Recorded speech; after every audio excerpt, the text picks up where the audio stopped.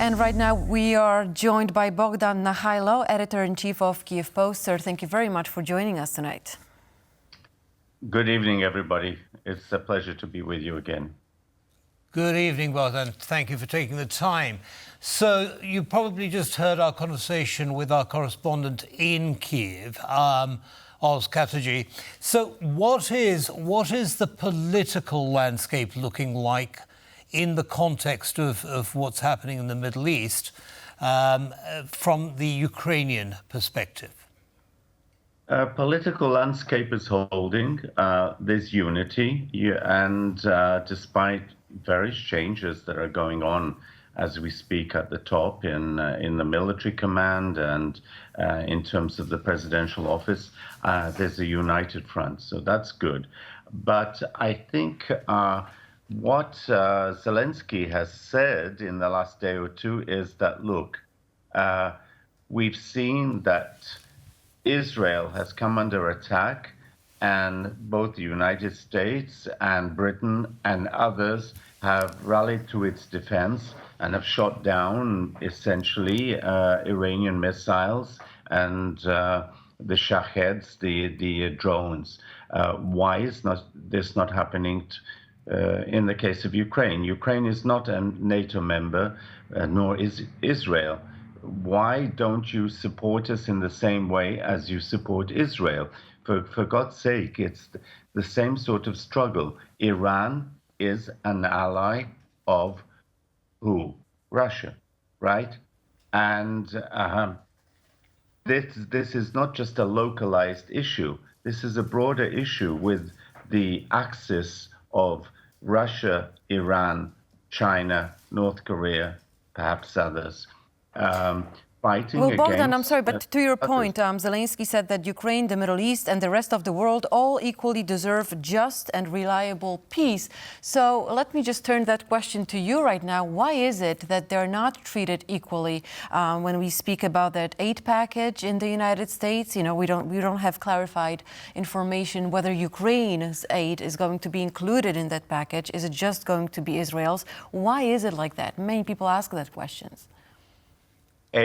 Because Israel is a traditional close, I wouldn't say ally, dependent on the US. Let's get the terminology right. B, because the US, Europe, and others fear nuclear war because Russia is the former second power in the Cold War in the world because of its nuclear arms and large army. So there is that residual fear. And three, there is the fear of, well, what will happen tomorrow? If it's not nuclear war, how is the world going to shape up with China, India, Brazil, BRICS, etc., etc.? Ukraine is important, but at the end of the day, what is the mess that's going to develop outcome out of this, and how will this affect the West, the US in particular, but Europe and others too?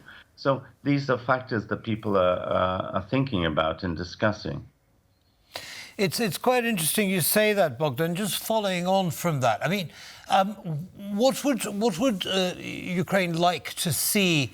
For example, in terms of foreign jets coming in and shooting down Russian missiles being fired into Ukraine, would Ukrainian airspace be open for something like that? Look, before that happens, Ukraine pleaded back in 2002, early 2002, close the skies. Look, close the skies. Don't let these missiles and drones hit us. What we've seen in Israel in the last hours, days, is that the US, Britain, and others helped Israel to close the skies and to prevent missiles and drones hitting Israeli cities, not just military targets. Ukraine has been pleading for that for 2.5 years.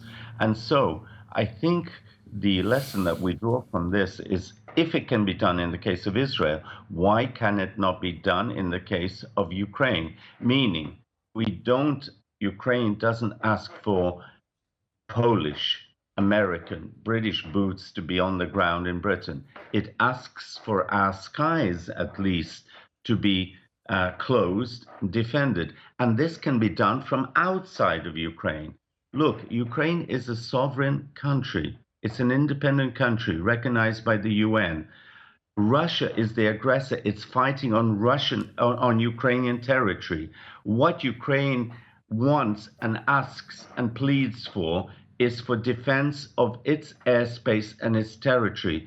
And if Poland, if the Baltic states, if the US, if Britain, if France were to knock down Russian missiles and drones over the airspace of Ukraine, that is not an act of aggression against Russia. It's a defense of a sovereign UN member, Ukraine. Very, very interesting point, and it sounds logical, right? But for some reason, it is not the same as it comes to Israel. Now we know, and we assume, we're waiting for a day that Israel is going to retaliate attack on Iran. We also know that Iran is a very close ally to Russia. We know that Iran is now a critical military supplier to Russia. How is this escalation going to affect Russia and the war in Ukraine? Will it in any way, do you think? No surprises. As I said at the outset, Iran and Russia are together, right? As are China and Russia and North Korea, perhaps others by proxy. But look, Iran has been supplying the very same drones that are hitting Ukraine every day. And the attacks on Israel have been compared to two major attacks combined on Ukraine, two major attacks. We're seeing this every day.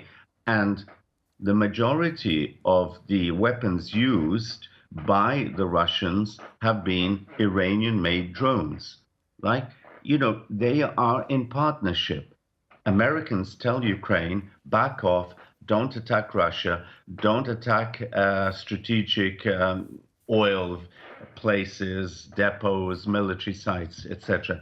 Very strange logic from an ally, from a friend. Look, this has not applied in the case of Israel, and Ukrainians note this. And also, Ukrainians remember that Israel was very reluctant to share its, defense system with Ukraine. When Ukraine pleaded, a Jewish president, Zelensky, saying to Netanyahu, please, please, give us some of your assistance. No, we're too preoccupied, etc.